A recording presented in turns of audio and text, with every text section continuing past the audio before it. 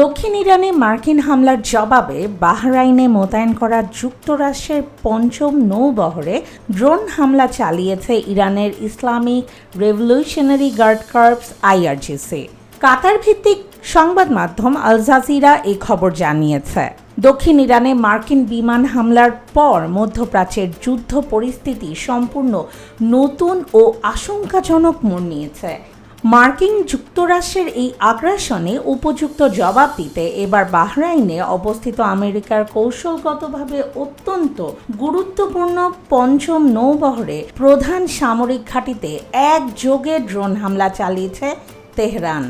একই সঙ্গে ইরান হুঁশিয়ারি দিয়ে জানিয়েছে ওয়াশিংটন তাদের এই আক্রমণ অব্যাহত রাখলে ভবিষ্যতে আরও কঠোর ও সর্বাত্মক পাল্টা আঘাত হানা হবে।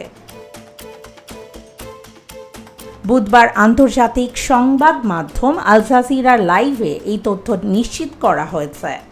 এই ঘটনার পরপরই ইরান পাল্টা আঘাত আনলে বাহরাইনে অবস্থিত মার্কিন ঘাঁটিতে জরুরি সতর্কতা সাইরেন বাজানো হয় এবং বাহরাইনের স্বরাষ্ট্র মন্ত্রণালয় তাদের দেশের সাধারণ জনগণকে শান্ত থেকে নিকটতম নিরাপদ স্থানে আশ্রয় নেওয়ার আহ্বান জানায়।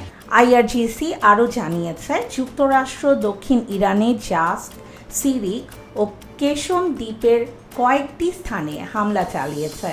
এতে সিরিকের বেমানি জেলায় একটি টেলিযোগাযোগ টাওয়ার ক্ষতিগ্রস্ত হয়েছে এবং 2টি পানির ট্যাঙ্ক ধ্বংস হয়েছে। মালিহা বাদুর চাঁদনী, ভোরের ডাক।